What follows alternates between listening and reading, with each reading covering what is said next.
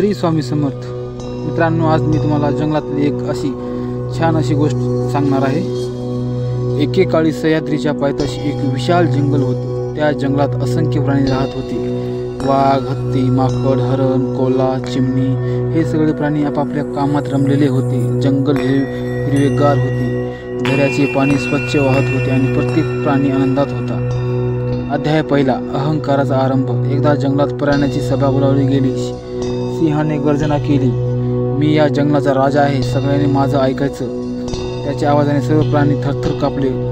तेव्हा हत्ती म्हणाला, राजा तू असलास, पण तुझं बळ फक्त शिकार करण्यापुरतं आहे. मोठे पण बुद्धीत आणि करुणीत असतं. हे ऐकून वाघाला राग आला, तू माझ्याशी स्पर्धा करशील, तुझा आकार मोठा आहे, पण धैर्य माझं पाहिलंस का? दोघात वाद वाढला. जंगलात भीतीचं वातावरण निर्माण झालं. तेव्हा माकडाने बंड्याने मध्ये पडत म्हणाला, अहो, आपण सगळे एका जंगलाचे भांडण करून काही उपयोग नाही. पण अहंकारानं झाकलेल्या मनाला शहाणपणाचं बोलणं कुठं ऐकू येतं. शेरसिंह आणि गजेंद्र दोघांनी आपापली जागा सोडून एकमेकावर वर्चस्व साध्य करण्याचा निश्चय केला. अध्याय दुसरा, संकटाचं सावट. काही दिवसांनी जंगलावर संकट आलं. पाऊस आला नाही. झरे आटले. झाडाची पाने कोमेजली. पाण्याशिवाय प्राण्यांना त्रास होऊ लागला. चिमणी चिवताईने सगळ्यांना सांगितलं, आपण एकत्र आलो तर नक्की पाणी मिळू शकतो. पण वाघ आणि हत्ती अजूनही आपापल्या अभिमानात अडकलेले होते. एकाने दुसऱ्याची मदत मागितली नाही. उलट चिडचिड वाढली. दरम्यान कोल्हा मात्र हुशारीने विचार करत होता. ही वेळ माझ्या फायद्याची आहे. त्याच्या मनात ठरवलं. त्याने जंगलात अफवा पसरवली की शेरसिंह जंगल सोडून गेला आहे. सगळे प्राणी घाबरले. पण तेवढ्यात शेरसिंह कर्जात आला. कोणी सांगितलं मी गेलो. हा कोल्हा खोटारडा आहे. कोल्ह्याला शिक्षा झाली, पण जंगलात आणखी मतभेद वाढले.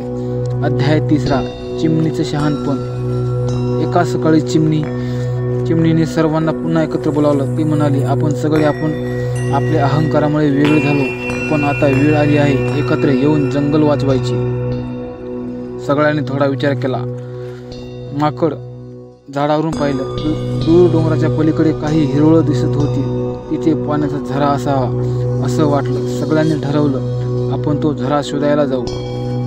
अध्याय चौथा, एकतेची परीक्षा. प्रवास सुरू झाला. गजेंद्रने मार्गात पडलेली मोठी झाड दूर केली. शेरसिंहाने इतरांना वन्य प्राण्यांपासून सुरक्षित ठेवलं. माकड झाडावरून पुढे जाऊन वाट दाखवत होता. कोल्हा आपल्या चुकामुळे नम्र झालेला तो अन्न शोधत आणत होता.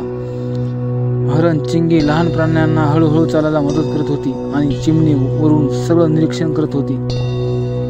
3 दिवसाचा प्रवास झाला. सगळ्यांना थकवा आला, पण कोणी हार मानले नाही. शेवटी डोंगराच्या पायथ्याशी त्याने एक जुनं गुहेसारखं ठिकाण पाहिलं. आत गेल्यावर ओलसर वारा जाणवला. गजेंद्रने सोंड खोदली आणि काही क्षणात थंडगार पाणी बाहेर आलं. सगळ्यांनी आनंदाने आरोळी ठोकली, आपण यशस्वी झालो. अध्याय पाचवा, बोधाचा क्षण. शेरसिंहाने हत्ती गजेंद्रकडे पाहून शांतपणे म्हटलं, बंधू, माझा माझं दुर्बलपण ठरलं. तू खरा बुद्धिमान. तेव्हा गजेंद्र हसला. राजा असणं म्हणजे आदेश देणं नाही, तर सगळ्यांचा हिताचा विचार करणं. सगळे प्राणी आनंदात झाले. त्या दिवसानंतर जंगलात नवा नियम झाला. कोणीही स्वतःला मोठं किंवा छोटं म्हणणार नाही. प्रत्येकाचं योगदान महत्त्वाचं मानलं जाईल. अध्याय सहावा, नव्या जीवनाचा आरंभ. काही आठवड्यांनी पाऊस पुन्हा पडू लागला. जंगल हिरवं झालं. झरे वाहू लागले. फुलं उमलली. पक्ष्यांनी किलबिलाट केला. सगळे प्राणी मिळून एकतेचा उत्सव साजरा करू लागले. त्या दिवशी जंगलातील प्रत्येक प्राण्याने एकमेकांना मिठी मारून सांगितलं, आपण सगळे एक आहोत. कोल्हा धोत्र्याने आपल्या चुकीची कबुली दिली. चिमणीला सगळ्यांनी ज्ञानगुरू म्हटलं आणि शेरसिंह पुन्हा राजा झाला, पण आता नम्र, दयाळू आणि न्यायप्रिय.